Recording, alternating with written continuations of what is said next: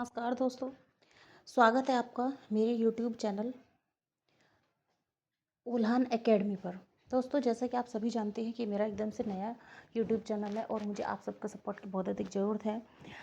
बच्चों, मैं सीटेट की क्लासेस ले रही हूँ। सीटेट की साइकोलॉजी, हिंदी साइकोलॉजी, बाल मनोविज्ञान, हिंदी साइकोलॉजी, मेरे चैनल पर ये सभी क्लासेस दी जाती है और जो एग्ज़ाम के नज़रिए से बहुत ज़्यादा महत्वपूर्ण है। और जो मैं आपको पढ़ाती हूँ एकदम से निचोड़ पढ़ाती हूँ, मैं कुछ भी बकवास फालतू नहीं पढ़ाती हूँ, ताकि आपका समय वेस्ट ना हो। सिर्फ वही चीज़ें पढ़ें जो एग्ज़ाम में आने के लायक हैं।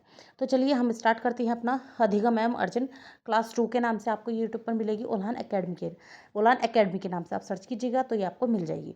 अगर किसी बच्चे को नोट्स चाहिए इसके, तो आप मुझे प्लीज़ कमेंट सेक्शन में सेंड कीजिएगा एंड अपनी ईमेल आईडी या जहाँ पर भी आपको अपने पीडीएफ से नोट्स लेने हैं वहाँ पर आपको नोट्स सेंड कर दिए जाएंगे। तो अधिगम की अवधारणा, कंसेप्ट ऑफ लर्निंग। अधिगम का तात्पर्य होता है सीखना एवं अर्जन। ये अर्जन है, यहाँ पर अर्जुन लिखा गया है। हम इसको अभी के अभी आपके सामने इसको ठीक करते हैं, अर्जन। ठीक है, चलिए। अधिगम का तात्पर्य होता है सीखना एवं अर्जन का तात्पर्य है अर्जित करना। ओके, नेक्स्ट है किसी भी प्रकार के अधिगम की प्रक्रिया जीवन भर चलती रहती है। एकदम से सही चीज़ है। ओके, भाषा का अर्जन अनुकरण द्वारा होता है। बिल्कुल सही बात है। जब बच्चा छोटा सा होता है तो वो बड़ों का अनुकरण करता है। जैसे जैसे बड़े बोलते हैं या करते हैं, बच्चा वैसे ही करने की कोशिश करता है। जितना भी उसको समझ में आता है, अच्छा बुरा उल्टा सीधा, वो वैसा ही करता है। अब आगे चलते हैं। बालक अपने वातावरण में जिस प्रकार लोगों को बोलते हुए सुनता है, लिखता हुआ देखता है, ये थोड़ा मिस्टेक है,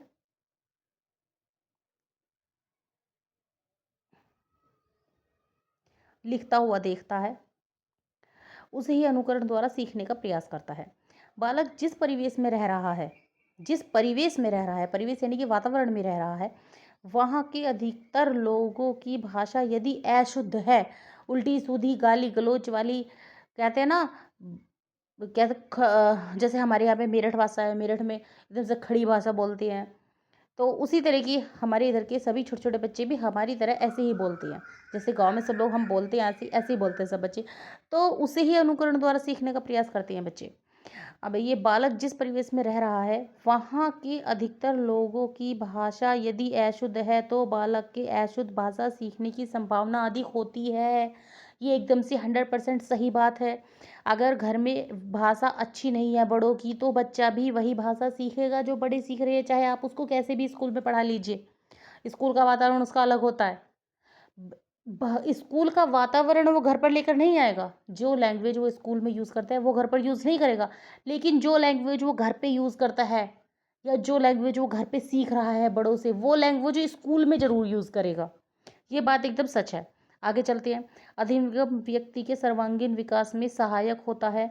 अधिगम व्यक्तित्व के सर्वांगीण विकास में सहायक होता है, दैट इज राइट। इसके द्वारा जीवन के लक्ष्य को प्राप्त करने में सहायता मिलती है। ये लक्षण नहीं है, ये लक्ष्य है। इसको हम करते हैं अभी सही, साथ के साथ सही करते हैं हम, ताकि जब आपको नोट्स प्रोवाइड कराए जाएं तो कुछ भी मिस्टेक ना हो। लक्ष्य, ठीक है। अधिगम के बाद व्यक्ति स्वयं और दुनिया को समझने के योग्य हो पाता है।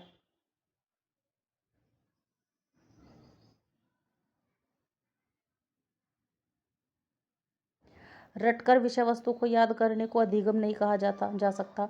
यदि छात्र किसी विषय वस्तु के ज्ञान के आधार पर कुछ परिवर्तन करने एवं उत्पादन करने, अर्थात ज्ञान का व्यवहारिक प्रयोग करने में सक्षम हो गया हो, तभी उसके सीखने की प्रक्रिया को अधिगम के अंतर्गत रखा जा सकता है।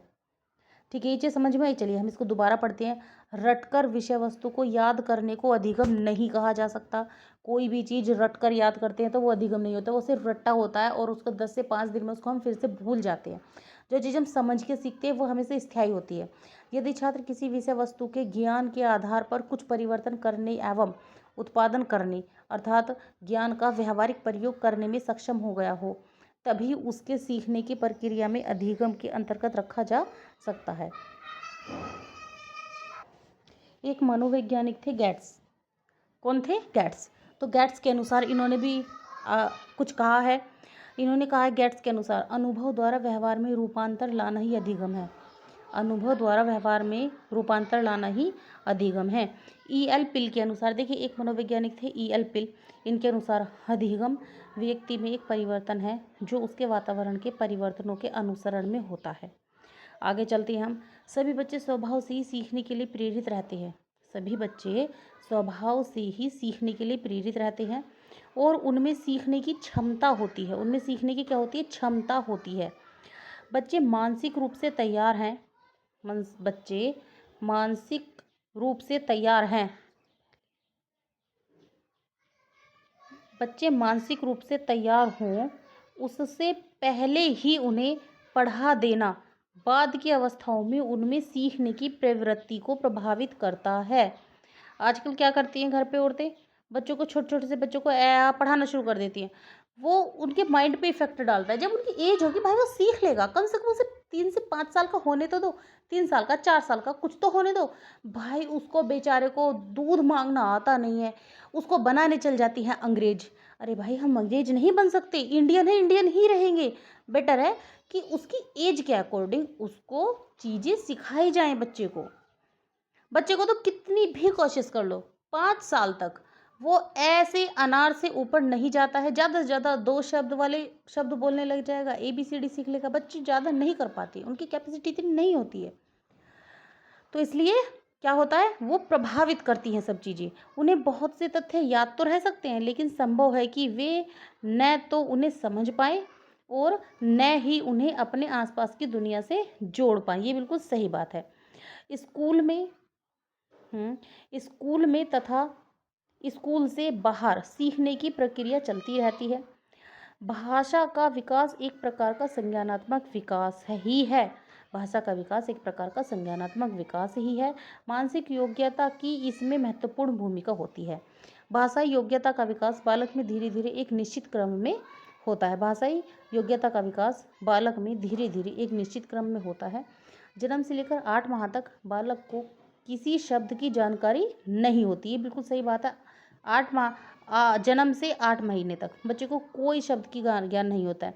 जो जो मतलब 8 माह से, ये 9 है यहाँ पे, ठीक है, 9 माह से 12 माह तक, 12 माह के बीच बालक 3 या 4 शब्दों को समझने लगता है। 1.5 वर्ष के भीतर बालक 10 से 12 शब्दों की जानकारी हो जाती है। 2 वर्ष की आयु तक बालक क्या करता है, 200 शब्दों से अधिक शब्द सीख लेता है। ये एकदम से सही बात है। मेरी बेटी 2 साल की हो गई है और वो बहुत सारे शब्द सीख चुकी है, खुद सीख चुकी है। मैं उसे कुछ नहीं सिखाती हूँ, वो खुद से सीख रही है। आगे चलते, 3 वर्ष के भीतर ही बालक लगभग 1000 शब्दों को समझने लगता है। जी बिल्कुल सही है।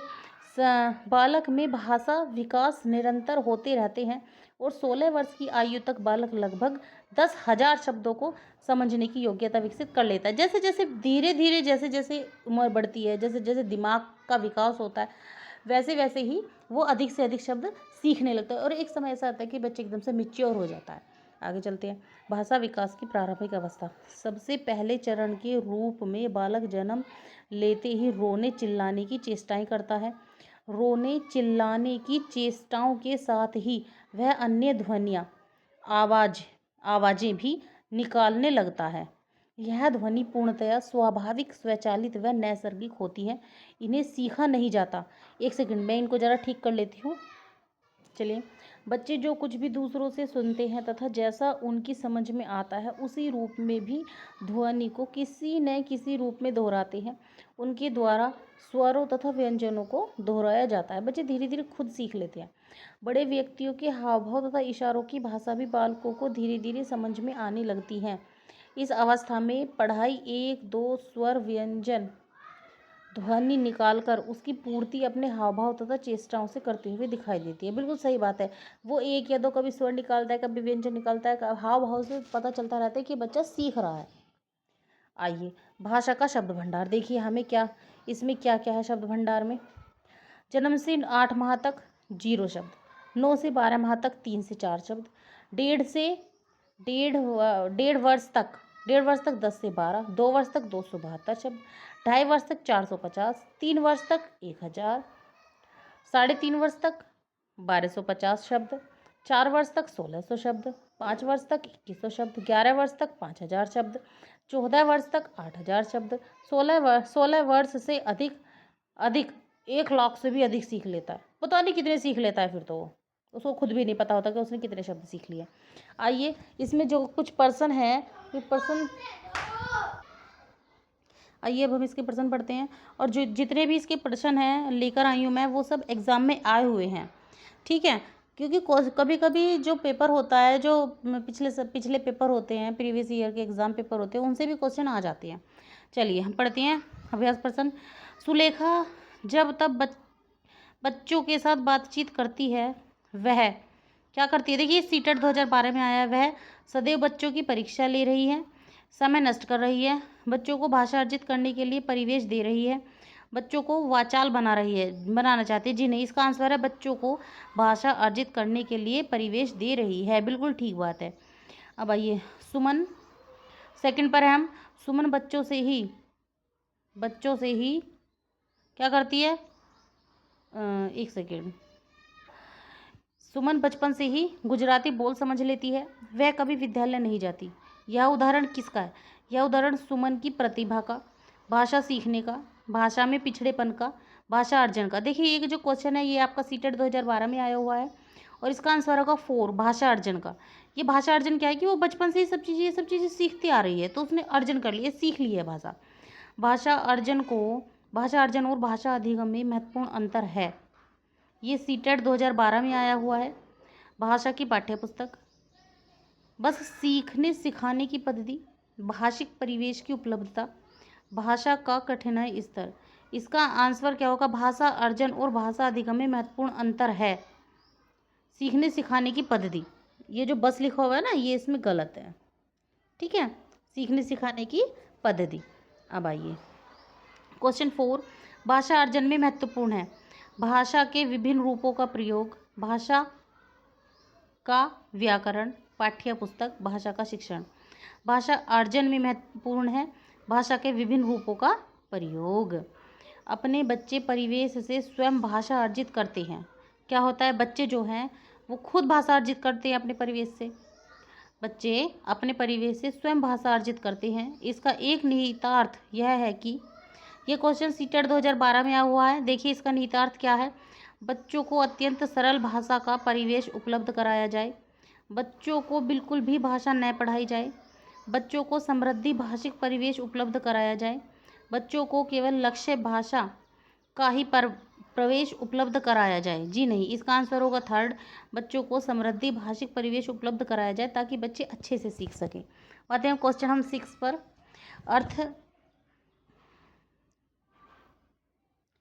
अर्थ की गहनता को समझने में कौन सी पद्धति सर्वाधिक रूप से सहायक है? सस्वर पठन, मौन पठन, द्रुत पठन, धीमा पठन। इसका आंसर होगा 2, मौन पठन, ठीक है। शब्दों के अर्थ स्पष्ट करने की अपेक्षाकृत ज़्यादा बेहतर पद्धति है। ये सीटेट 2012 में क्वेश्चन आया हुआ है। देखिए, शिक्षक द्वारा स्वयं अर्थ स्पष्ट करना, वाक्य प्रयोग द्वारा बच्चों को अर्थ का अनुमान लगाने का अवसर देना, शब्दकोश देखना, शब्दों की व्याख्या करना। तो इसका आंसर होगा वाक्य प्रयोग द्वारा बच्चों को अर्थ का अनुमान लगाने का अवसर देना। क्वेश्चन 8 है, भाषा तब सबसे सहज और प्रभावी रूप से सीखी जाती है जब। सीटेट 2012 में आया हुआ है। और देखिए अब इसके 4 ऑप्शन है, 4 में से एक सही है। भाषा के नियम कंठास्थ कराए जाएं, भाषा शिक्षक कठोर रवैया नहीं अपनाया जाएगा। जहाँ पर कठोरता आएगा शब्द में वो हमेशा गलत होता है। भाषा प्रयोग की दक्षता प्रमुख उद्देश्य हो, भाषा की पाठ्य पुस्तक में अधिक से अधिक पाठकों का समावेश हो। तो इसका आंसर होगा भाषा प्रयोग की दक्षता प्रमुख उद्देश्य हो। भाषा अर्जन, ये सीटेट 2012 में आया है। भाषा अर्जन शिक्षक की आवश्यकता उपस्थिति की मांग करता है, भाषा की कक्षा में ही संभव है। भाषा अर्जन क्या है? भाषा अर्जन भाषा की कक्षा में ही संभव है। भाषा अर्जन सहज स्वाभाविक होता है, भाषा अर्जन प्रयासपूर्ण होता है, भाषा अर्जन प्रयासपूर्ण होता है। इसका 4 आंसर सही है। अब आते हैं हम, भाषा अर्जन के संबंध में कौन सा कथन उचित नहीं है? कभी कभी क्वेश्चन ये भी आता है सीटेट में, 1 से 5 क्वेश्चन आते हैं इस तरीके के नहीं वाले। भाषा के नियम सीखे जाते हैं, परिवेश से भाषा के नियम नहीं सीखे जाते। यही सही है, आंसर तो आपका यही सही है, लेकिन हमें आगे भी पढ़ना है। परिवेश से प्राप्त भाषिक आंकड़ों के आधार पर सहज रूप से भाषिक नियम बनाए जाते हैं। भाषा अर्जन में भाषिक परिवेश महत्वपूर्ण होता है। इसमें समाज सांस्कृतिक विशेषताओं को सहज रूप से आत्मसात किया जाता है। देखिए, इसका आंसर फर्स्ट है। और बच्चों देखो, जैसे कि आप सब जानते हैं कि मेरा चैनल एकदम से नया है और मेरे चैनल का नाम उल्हान एकेडमी है। सो प्लीज़ मेरे चैनल को लाइक, शेयर एंड सब्सक्राइब करें, ताकि मुझे अधिक से अधिक वीडियो बनाने का मोटिवेशन मिल सके। मुझे आप सबके सपोर्ट की ज़रूरत है। और बच्चों, मैंने जो ये अपना चैनल स्टार्ट किया है, मैंने खुद सेल्फ स्टडी से ही अपना सीटेट क्लियर किया था। तो जो ट्रिक मैंने यूज़ की थी वही मैं आपको धीरे धीरे बताती रहूँगी, और जो मैंने पढ़ा था वही मैं आपको पढ़ा रही हूँ।